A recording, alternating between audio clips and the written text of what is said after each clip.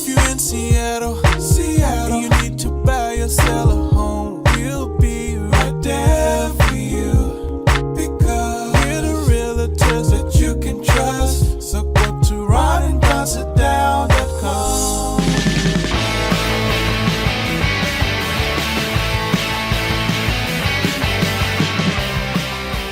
You're listening to The Ron and Don Show on the Ron and Don Radio Network. Hey, you guys, what's going on? And welcome to another edition of The Ron and Don Show. And we are right back here in the Les Schwab studio. What is up, Ron and Don Nation? Hey, coming up on the Ron and Don Show, Ron and I read that if you invested $500 in ChatGPT, would happen. Anyway, this guy over here decided to invest $1,000. Double down. Using ChatGPT. So can't wait to get to that story. We'll see how that's doing. Also, is the Pentagon trying to take women out of the fight? Pete Hegseth just had the director of war or the war guy or whoever he is. He just had a meeting back in Washington, called all the generals together. And boy, was that a very warm crowd. Before we get to that, though, let's get to this. Hold on. Stop the show. I got a gift for you. So now, if you're watching on YouTube, Ron and Don Radio, you can see that I have a sound effects machine in front of me with all the sound effects, and Don has no sound effects. I used to have a sound effect machine, but I think we lost it. So there has been a rub, a behind-the-scenes drama, if you will, like right up there with Real Housewives of Salt Lake City. There's been a lot of infighting about it. About no sound effects. I haven't been happy, and Matt hasn't been happy. It's been 2 against 1. So I reached into my own Don't draw me into this. I have got you your own sound effect machine. Nice. And it's either going to be, you're going to either sound like you're doing a DJ job at a quinceañera, or you're going to like it. Here's what, when you want to really emphasize something, I was figuring every time you do a dad joke or every time you mention the Brady Bunch podcast. Somebody might have to take this away from me because I've listened to old radio shows when I have a sound effects machine at my disposal. And I remember a program director in New Orleans going, hey, I counted the buzzer this morning. It went off 91 times. Do you think we could get that below like 25? I'm like, absolutely. I went back and listened to it. I was horrified. See if you like it. Morning radio, that crazy morning zoo. You can watch on YouTube. It's one sound and one sound only. All right. Oh, I love it. Okay. And so that can be. Do I have to hold it up? I mean, it'll be better up there, but like whenever you're like, what is that? That's an air horn that you'll hear at Mexican DJ parties. Is it part? Is that? Did you pull that out of a game or something? No, it's a sound effect button. You bought it? Yes. No. It has a horn on the logo. All right. So that is your new. I used to have a horn. Do you think having a horn in the studio would be too much? When you want to make a dad joke or talk about the Brady podcast, I'm gonna write that down. Get yourself. Oh, the bullhorn. It has to be a good one though. It can't be a cheap bullhorn. They're in there. They go through a lot of batteries. They're not inexpensive. If they're fun. I think after they took my sound effects machine away in New Orleans, I went and got the bullhorn. And the good thing was I got to use that with all my neighbors during Hurricane Katrina, making sure that they were okay. So it worked out when I was going by in a canoe. Tom, the engineer, pulled me aside one day and said, Don has blown up about $8,000 worth of microphones. Can you tell him to back off a little bit? All right, sorry to interrupt. All right. Let's talk a little baseball. All right. At the time we're recording this, it is before the Mariners are going to play on Saturday. It looks like they're probably going to play Detroit. I think they're going to play Detroit. We'll see what happens. Did you have a chance yesterday to watch some of the wild card baseball? I did. Because I have to say, during the year, baseball is so boring to me. But the wild card games, especially now that they put a pitcher on a clock, those games fly by. Every single pitch is so exciting.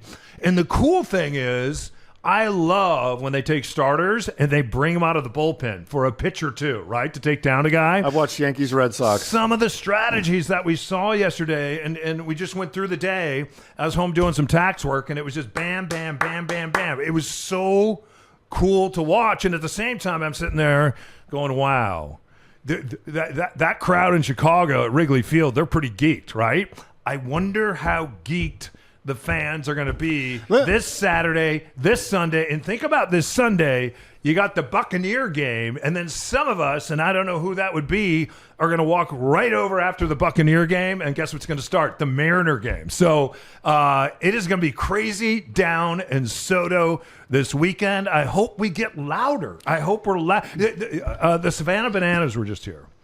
And it'll be louder than the Savannah Bananas.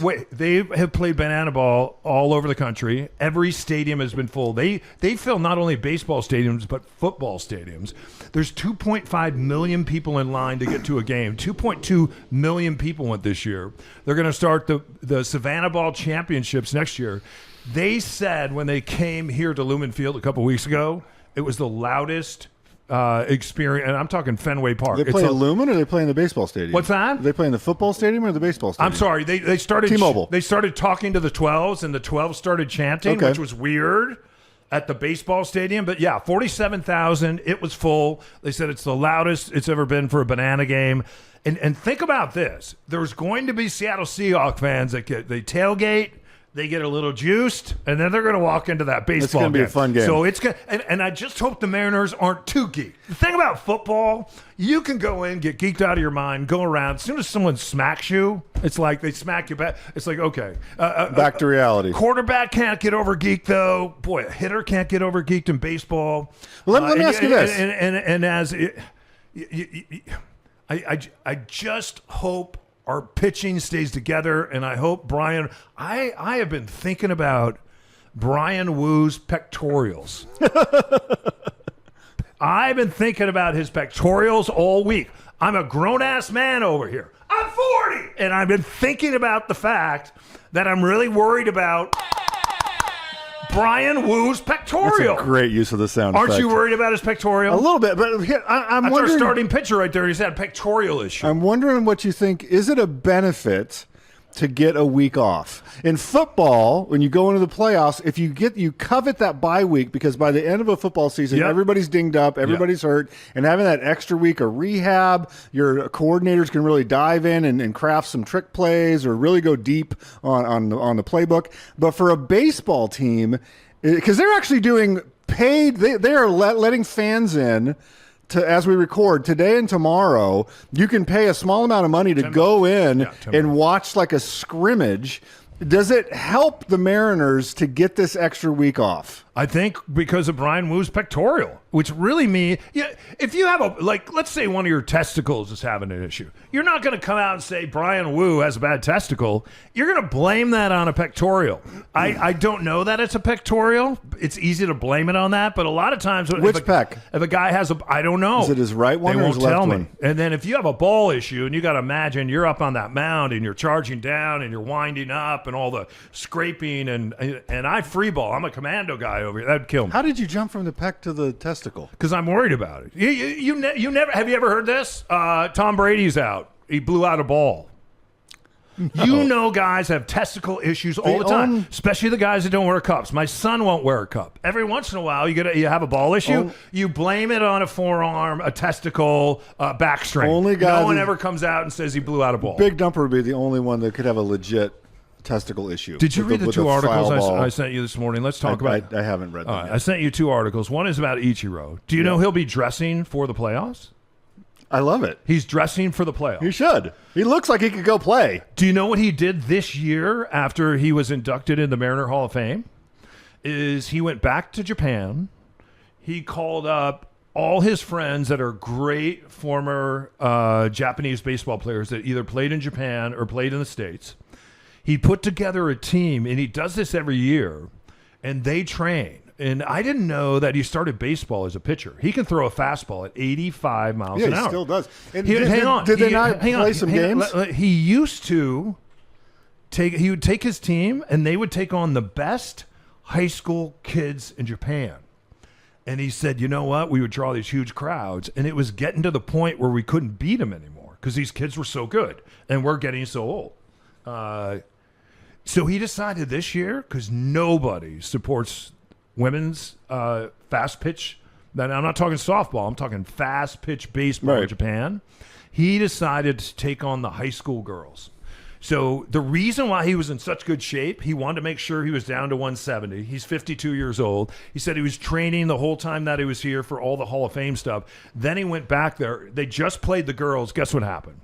I've seen a game on YouTube. I don't remember who won. Do you think he let the girls win? Absolutely not. Hell no.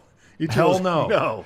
They went out, they destroyed the girls 8-0. Good. And he said if he could have beat them 20-0, he would have done that. That is respected in Japan. Here's the cool thing. He pitched the whole time. And again, his fastball was 84, 85, 86 miles an hour. He said the reason that he does it is because it raised all this money and all this awareness for the girls in Japan.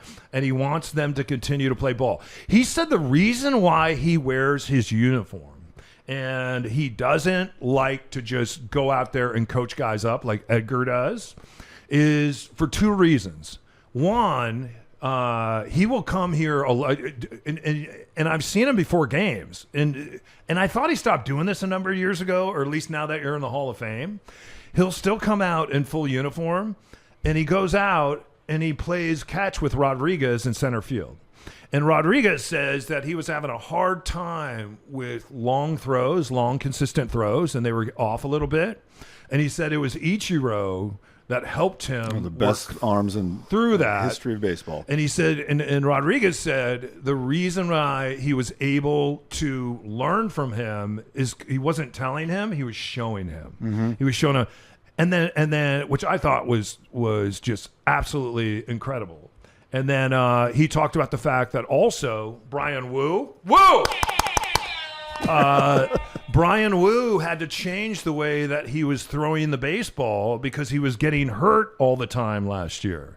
This year, he's put in more innings than he ever has, and he credits that to Ichiro helping him learn how to change his motion in the way that he was throwing the baseball. It reminds me, I don't know if you ever heard the story of the thing you said about Ichiro pitching. Nolan Ryan, when he retired, was a rancher. He kept buying up ranch property his whole career. And then he bought a bank, and he bought a minor league ball club. And so they say one day he's in his ranch gear. So he had his cap on and his cowboy boots. Love and it. He shows up to practice, and some of these young kids have no idea who he is. And so he takes off like his rancher vest and grabs a baseball to throw BP. Smoked everybody, like 19-year-old kids. Well, what you saw the Savannah Bananas do here, where they brought out Jamie Moyer, a former Mariner. He did not pitch from 60 feet 6 inches, to pitch the final inning.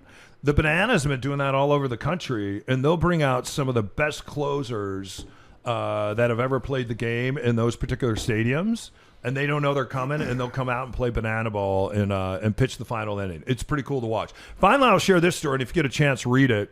There's a story today also about Cal Raleigh. I didn't understand that his dad was a coach. Yeah. And his dad was concerned because Cal was just an introvert. And my son, I related so much to this. The reason I wanted my child to get involved in sports, he's the only lonely kid, doesn't have a brother or sister. It's just he and I. And barely Charlie has the a dog. dad. Yeah, it's just he, I, and Charlie the dog at home, and so he said I wanted him getting playing sports so that he could connect with other kids. And his dad was a baseball coach. He said I never saw him playing beyond high school. He said what was really interesting though is the way that he would take copious notes all the way back in junior high. He started calling baseball games as a catcher when he was in 6th and 7th grade, calling the whole game. They said what's interesting, when he got up to 1A baseball one day, one of the skippers went out and they saw Cal sitting on a bucket and he was charting the game. Not only was he charting each and every batter, but he was charting the other pitchers. He was charting everyone. He was charting everyone in single A baseball. And it's really when his career started to take off as a catcher and a power hitter. And for those of you who don't know what that means, if you're not a huge baseball fan, it's the catcher's responsibility to memorize each hitter's strengths and weaknesses, and also each pitcher's strengths and weaknesses. So if I'm Cal Raleigh and Aaron Judge comes up to the plate, I need to know, where does he like the ball? Where does he not like the ball? What pitches does he just crank out of the ballpark? And what pitches does he usually strike out on? And where are those placed in the strike zone? And then I look out and I know who's pitching. So if Aaron Judge likes fastball up and in, and my guy also pitches up and in, I'm going to go, we're not going up and in because this is Aaron Judge. I need you to go curveball away. And so if you think about how much data processing that is for every single hitter on every team you play, and then every single pitcher on your entire staff. It's an astronomical amount of info that he needs to carry around in his brain. Sometimes catchers will have a little earpiece in their ear so that the manager from the dugout can give you a little info, but most of it is on him. And there's actually a video going around right now from the All-Star game where he was mic'd up, and I believe Skubal was pitching, the best pitcher in the American League, and he was mic'd up. And Skubal basically, when Cal would give him the pitch, would be like, "Yes, sir." Like he knew that Cal knew, and so he just obeyed. He's like, "You want a curveball? I'm giving you a curveball." When we're going to see Skubal coming up here, probably in the playoffs. Yeah. That's probably going to happen. So to put a bow around it, because I know that we've run a little long here. So the interesting thing is one of the opposing managers came over and said, "Hey, I saw Cal sitting on that bucket. That's a good idea. When did you start telling him to do that?" And they said, "We never told him to do that." One of the reasons why Mariner baseball, especially pitchers and catchers, have become so good, 1A, 2A, 3A, and everybody has to do that now. Everybody has to chart, especially if you're a catcher. Jerry Dipoto has since he has been there, has been involved in 151 trades. On the Naylor trade, where they're trading away 2 pitchers, because Cal knows those pitchers, he knows Naylor, he sent him a text message ahead of time.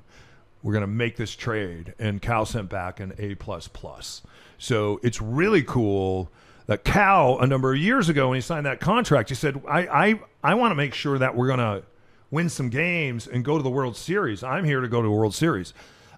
It's never been revealed that he's had that relationship with Jerry Dipoto. And then finally, last year when he was really struggling hitting the ball, it was Edgar Martinez that stepped in, and he put some cones out, and he gave him a very short bat, and he put him in the batter's box, and he said, "Just do this and swing away." And it turned him into the home run king that he is this year. And Edgar told him, he said, don't worry about your batting average. We're not swinging to get on first base. We're swinging for a home run each and every time, and we saw that this year. So anyway, if you've never gone through a playoff series, and we went through this in 95 and also in some other communities where we were involved with sports teams, if you can't afford to go to the game, because I know the tickets are expensive, just making sure you go out, you get a jersey, you get your kids around the TV. My ball cap right Yeah, here. for a couple of innings. You're going to feel the energy in the city. We're and it's eight wins away from the World Series. For real. Yeah, and all you need is 2 series. And so we're releasing this on Monday.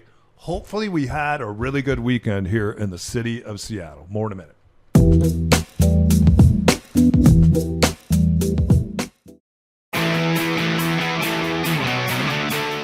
If you find yourself dreaming about a new home, go from just a dream to the dream team. Schedule your time at ronanddonsitdown.com.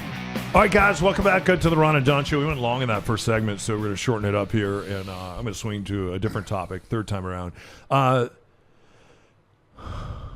know that you do some day trading, some investing.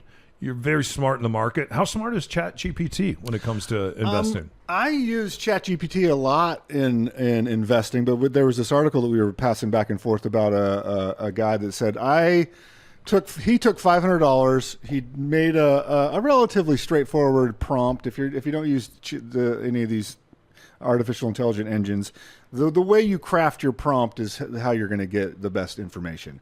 And so he crafted an interesting prompt, and he basically said, I'll give you $500. How would you trade this? He's like, I want the maximum amount of profit within a defined time period. And so he's like, I was surprised at what ChatGPT did, because if you go to your, standard guy or your, anybody that is on YouTube or CNBC, they're going to say, oh, buy an ETF that captures the whole market, or buy a spider, or buy the whole market, and buy an index fund, and then in 6 months you're going to make a little money. And ChatGPT doesn't do any of that. So it depends on, there's so many different ways to trade. And so for someone like, you said you open an account for your son, just put some money in there, buy some index funds, let it ride. He's got so much time on his side. But if you like to, be a little more active in the market like I do, this is a really interesting exercise. And so I could pull up what it told me to trade. And so, because I have it in its own little dedicated account. And so I am currently up in this. We did this like less than a week ago. So I'm up basically $50 in 1 week. That's pretty good. So yeah, it's not bad. And so the stuff that it gave me, though, like it told me to buy NVIDIA, which I think is standard, and it gave you the percentages that you would buy. But some of the other ones that it told me like are not stocks that I've ever looked at or ever even know about. And so it's interesting how it looks at this. Did you frame it and say that you want to be aggressive? Because a lot of times when you go to a financial advisor, they'll look at your age, they'll look at your portfolio, they'll ask you how aggressive you want to be. If you want to be aggressive, let's really go after some stocks. If you're younger like my son and we're in Robinhood and investing right now, we're just using basically a fund that mimics the S&P 500, right? So not real aggressive, I used the exact, but pretty safe. Exact prompt that this guy in the article used, except I changed it from $500 to $1,000. Because at $500, there are some stocks that you just couldn't even buy a share of stock, or you're buying one share.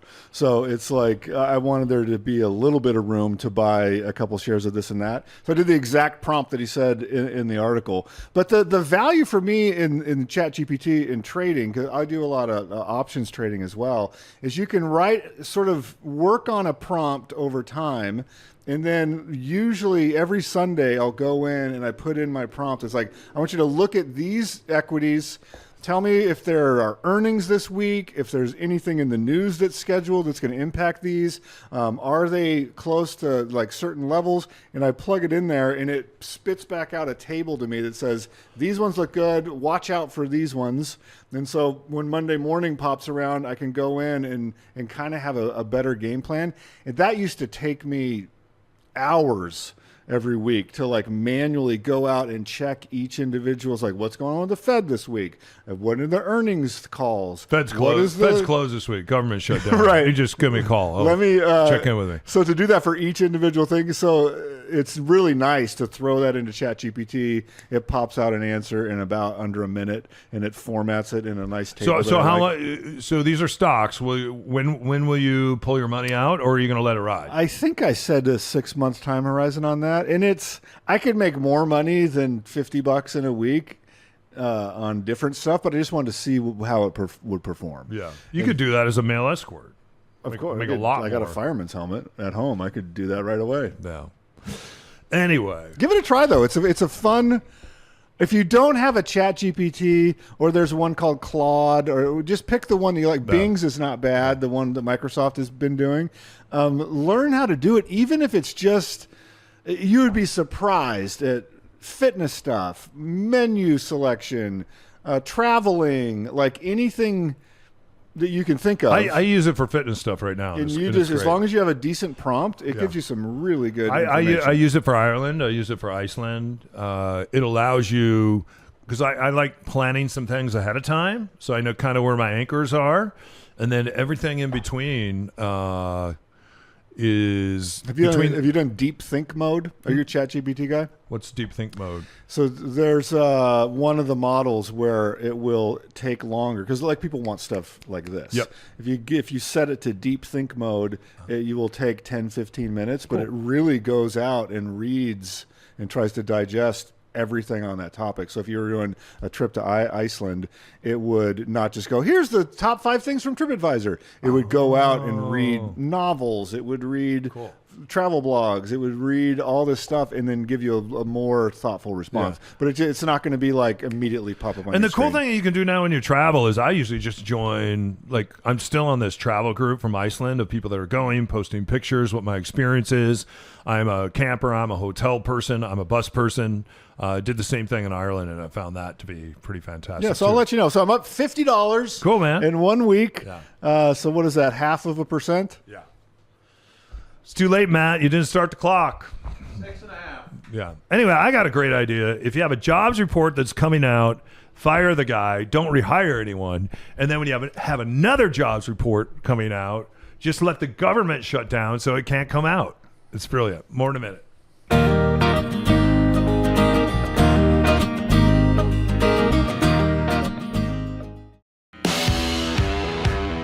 Ron and Don, from radio to real estate. When you're ready to grab a cup of coffee and sit down with the guys, go to ronanddonsitdown.com. All right, you guys, welcome back to the Ron and Don Show. We're just talking baseball and we're talking football, kind of at the top of the show. Superstitions, do you have any when your home team is about to make a run at the playoffs? I'm going to take you back 2013, 2014. When it wasn't a home game, I was going over to my friend Brian's house, which was across the street, and we're heading toward the Super Bowl. And this is the year that we would win the Super Bowl. And what we noticed is anytime the Seahawks were struggling, I was sitting on the couch having an adult beverage with everyone, and we were having guacamole and some Super Bowl snacks. Anytime. And he has the smallest powder room. And you know the powder room that you have in your tiny house? Yeah. Tinier! A very tiny, and it's a very big house. It's like a 5,000 square foot house. Very, very small powder room. I've been in there so many times. I've gone through all the toilet paper. I think I had some chili the night before. It hit me wrong. And every time I went in the powder room, the Seahawks would explode like the chili did from the night before. So why did you leave? I didn't. In fact, if I'm going to be honest, down the stretch when the Seahawks won the Super Bowl, in fact, they would make me. And after you've had a few adult beverages, it sounds now I look back and I'm a grown ass man. I've never told anyone this story, and I certainly haven't told my son. What were you doing on the Super Bowl run? I was in a very small powder room, and at some point, listening through the door, I was done doing what I was doing. Everything was shut down and good. I'm sitting on the toilet, not actually sitting on it, but sitting on the seat that closes on the seat of the toilet, listening to the game, and I was not allowed to come out in the fourth quarter. I like that. Until we knew that the Seahawks were going to win the game. That was fine with the Bronco game. The following year, when we were playing New England, were you out of the bathroom? That's a different story. Yeah, I was out of the bathroom because you and I were where? We were down in Arizona. They blamed that on me. They're like, if you would have been here in the bathroom, and you would have sat in the powder room, then Marshawn Lynch would have been given the ball. That's true. We'd have 2 Super Bowl wins. It's true. We still fight over that. Sidebar before I tell you my superstition story. Any superstitions? Have you seen Marshawn Lynch team up with Randy Johnson for batting practice? No. It's out on YouTube right now. Okay. It's Marshawn's got this series for Prime called In Yo City. It's great. It's In Yo City. So he goes to Arizona. Great. He goes to Randy. This is the funniest I've ever seen Randy in my entire. Oh, it's because we were playing the Cardinals. He has a great sense of humor. He does. And so he takes Marshawn. They have this thing in the stadium there. It's a life-size screen, like a LED screen of Randy Johnson, and there's a circle where he's going to release the ball. So you have to try to hit Randy Johnson from this LED screen. Is it a pitching machine? Yeah, and it can go up to 99 miles an hour. Wow. And so Did they turn it up to 99? Go watch it. It is really funny. You think endearing. You can handle 99? We did batting practice with the A's one time, and I think they topped out at 62, 65. It seemed like it was 199 miles an hour when you're standing in the batter's box and they're throwing that baseball at you. And the stadium, you do not know how big that stadium is until you stand at home plate. Same with what I still like to call Safeco. The most endearing part of the video is Marshawn is saying something and Randy goes, because Randy's, he doesn't really know if Marshawn follows baseball or whatever, but he goes, yeah, I played up in Seattle for 10 years, and Marshawn goes, dog, I know who you are. So back to the superstition. I'll check it out. So it's In Yo City, Marshawn with Randy, and it is very entertaining if you're a Seattle sports fan. So a couple episodes ago, I told you about I went to the clinch game. I'm in the stands waiting for my big dumper home run ball, and the guys next to me ate 27 hot dogs, 27 beers between the three guys. And so I'm sitting there. We're down 2 runs in the 8th. And again, as a man in his 50s, I turn to all the bleacher bums like me, and I go, come on, rally caps. Let's I go. Take off I have my Did you put your shoe on your head? No, I have my Mariner hat. I was wearing this Mariner hat, and I go rally cap. So Yeah. And my girlfriend is not from America. She grew up out in a different country. She has no idea what I'm doing. I put my rally cap. So I turn the cap inside out. Yeah. And with one out in that inning, and then everybody around me like starts doing the rally cap. Of course, you have to. And then bam, three-run double. High five the white right guy. after the rally cap. Yeah. And so good job. Superstition. It was me. It was you. Not the Mariners that caused that 3-run double in the 8th. Let's with the rally cap. Let's promise wherever we're at, if we're in the 9th, rally cap. I'll rally. I'll send you a video or a picture. I'm going to rally. You rally. Rally too. cap, absolutely. There are people at the games that have been putting shoes on their head. You don't know where those shoes have been in the Great Pacific Northwest, especially in my backyard. Yeah, where Charlie rally does his thing, and we don't always scoop it up right away, and then it rains, and then once in a while I go out there, take out the garbage, and fall on my.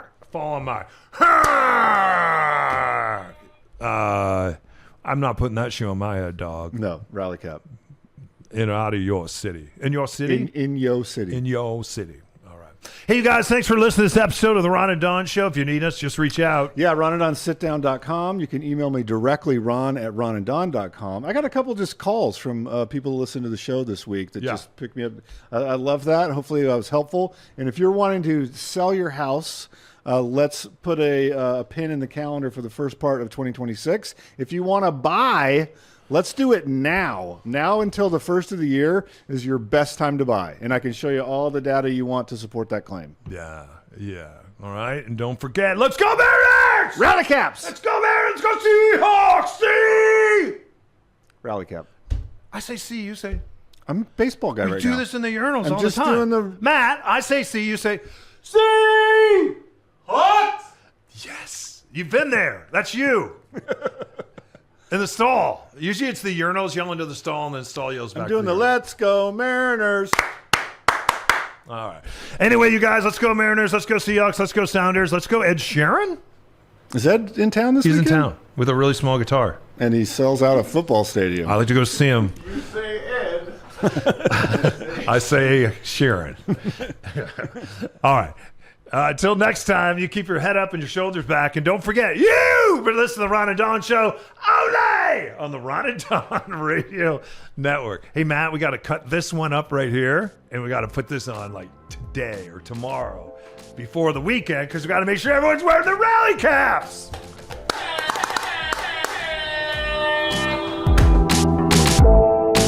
Well, that's it. Show's over. We'll see you next time on the Ron and Don Radio Network.